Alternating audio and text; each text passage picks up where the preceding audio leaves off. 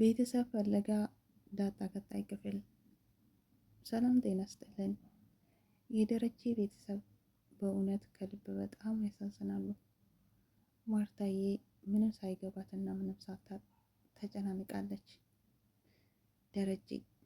ደረጀ ያሳዝንም፣ በጣም ነው የሚያሳዝነው። ደረጀ ለዳጣ ብቻ ሲጨነቅ ነበር። ነገር ግን ጉዱን አላወቀም። ሰላምዬ ከወዷ ስትሸከም የነበረውና እስከ ዛሬ ስትደብቅ የነበረውን ለደረጀ የልጁ አባት ማን እንደሆነ ነግረዋለች። ደረጀ አንተ ራስህ የልጄ አባት ነህ ብለዋለች። እንዴት እንደዚህ ታደርግኛለሽ? ማርታ አታሳዝንሽም? ለአንቺ ምን እንደምትሆን ለአንቺ እንዴት እንደምትሆንልሽ ማርታ እንዴት እንደዚህ ታደርግባታለሽ? እኔ ሳላሳዝንሽም በማለት ደረጀ በጣም ተናግረዋል። ታዲያ እንዳበደ ሰው ለብቻ ማውራት ለብቻ መሄድ ግራ ገብቶታል። በጣም ያሳዝናል። ደረጀ መልካም እና ጥሩ አባት ነበረ ደረጀ። ምክንያቱም ለባለቤቱ ለማርታ፣ ለልጆቹ፣ ለቤተሰቦቹ በጣም የሚጨነቅ አባወራ ነው። ይሄ ሁሉ መከራና ይሄ ሁሉ ስቃይ ይመጣብኛል ብሎ አስቦ አያውቅም። የበፊቱን ኃጢአቴን አንድ ቀን የሰራኋትን ስህተቴን እንዴት ላርም? እንዴት ስማርትዬ ልንገራት? እንዴትስ ብዬ እያለ ብዙ ጊዜ ከራሱ ጋር ይማከራል። የውስጡን ችግርና ደረጀ በሆዱ የተሸከመውን ማንም ሰው አያውቅለትም። የምታውቀው ዳጣ ብቻ ነች።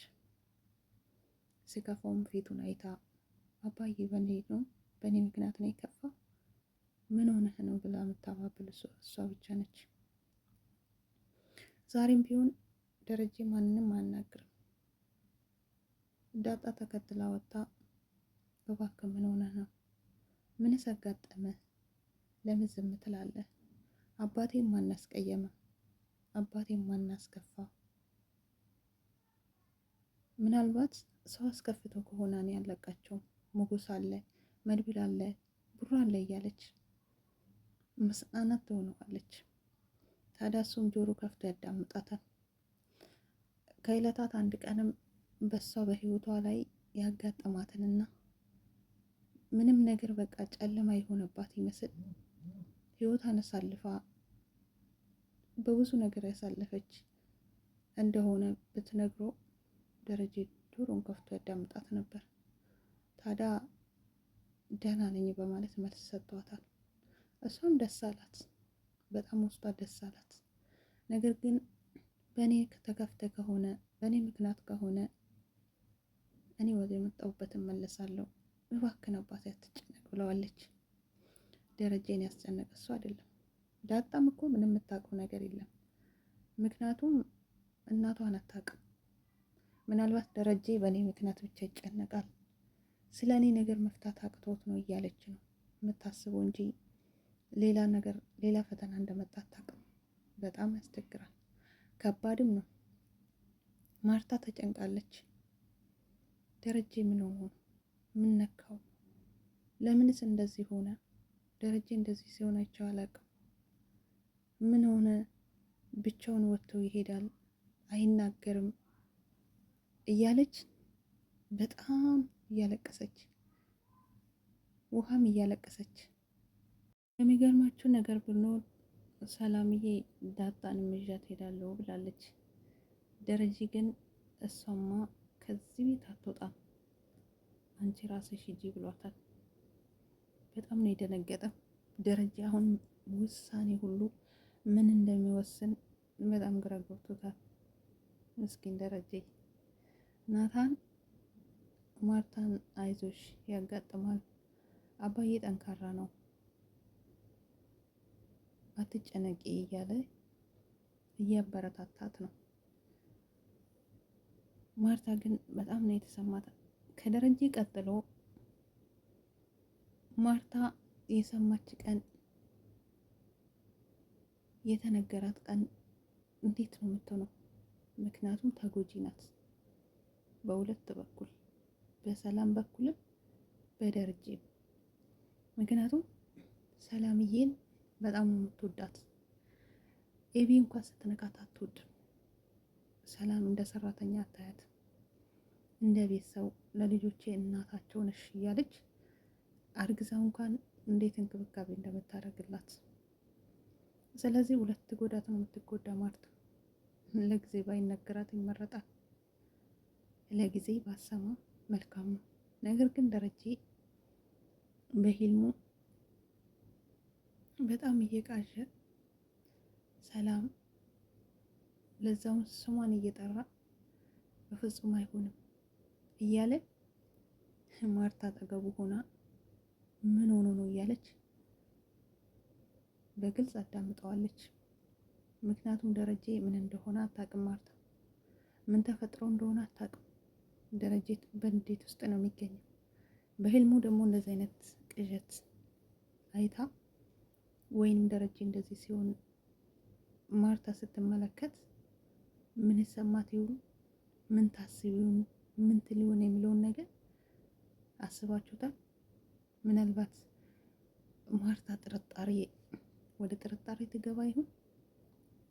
ምናልባት የተረገዘ ልጅ የደረጀ ነው ወይ? ለምንስ ነው አታረጊው? ሰላም በፍጹም አታረግም እያለ በህልሙ ደረጀ ለምን እንደዚህ አይነት ህልም አየክ በመጀመሪያ? ስለዚህ ማርታ የምትጠራጠር ይመስለኛል። ከተጠራጠረች ደግሞ ደረጀን መጠየቁ አይቀርም፣ ወይንም ሌላ ዘዴ ፈልጋ ምክንያቱ ደረጀ እንደዚህ የሆነበት ምንድን ነው ብላ ልክ እንደ ኤቢ መመርመር ትጀምራለች ብዬ አስባለሁ። ያኔ ነገር ይበላሻል። ቤታቸውን በአንድ እግር የሚቆም ነው የሚመስለው። ለጊዜ ሰላም መራቋና ሰላም ወደ አክስቷ ቤት መሄዱ መልካም ነው። ምክንያቱም የተናደደ ሰው ምን ያደርገውን አያውቅም። ማርታ ብትሰማና ሰላም እዚህ ብትኖር አስባችሁታል? አሁን እኮ የዳጣ ነገር ተረስቷል። አሁን ስለ አዲሱ ልጅ ነው። እንዴት እንደተረገዘ፣ እንዴት ሰላም ወደዚህ እንደገባች ሰላም ለደረጀ አስረድተዋለች። በዳጣ ምክንያት እሷን ባትወስዱብኝ፣ እናንተ ይሄንን ነገር ባታደርጉ እኔም ይሄን ነገር አላደርግም ነበር ብለዋለች። ማርታ ዱባይ በነበረችበት ሰዓት ከሱ ጋር ተኝታ ይሄ ነገር እንደተፈጠረ ተናግራለች። ምክንያቱም ደረጃ አላመናትም። በፍጹም አይሆንም ትዋሻለሽ ብሏታል። ስለዚህ እሷ ደግሞ ሁሉንም ነገር በምክንያትና ለምን እንዳደረገች እያንዳንዱ ለደረጀ ነግረዋለች። ይሄን የሰማ ጊዜ ደረጀ በጣም አብዷል። በጣም ነው የሚያሳዝነው። ሁሉም ሰው ደረጀ ስታመም፣ ደረጀ ሲያዝን ሁሉም ሰው ነው ያዘነ። ቤታቸው በአንዴ ንቅዝቅዝ ያለው። የሚገርመው ነገር የሰው ህይወት እንዲህ ናት። የሆነ የሚዋደዱና የሚከባበሩ መልካም ትዳር፣ መልካም ነገሮች ሲገኙ በመሀል የሆነ ነገር ሲገባ እንደዚህ ትሆናለች የሰው ህይወት። ለማንኛውም ውድ ቤተሰቦቼ የዛሬ ፓርቲ ላይ የዛሬ ክፍል ላይ ደረጀ በጣም አሳዝኖኛል እውነት ለመናገር። ግን ደግሞ የመጀመሪያው እሺ ስህተት ነው። የአሁኑስ ደረጀ እንደው የሰከረ ሰው እናንተ የምትጠጡ ሰዎች ራሳችሁን ጠብቁ።